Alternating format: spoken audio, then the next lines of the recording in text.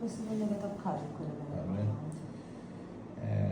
questo è un trattamento appunto per il bruxismo, dove viene trattata tutta la muscolatura mimica del viso per chi ha questo tipo di problematiche che possono influenzare tanto sia la postura che sia la cervicalgia o essere la causa principale.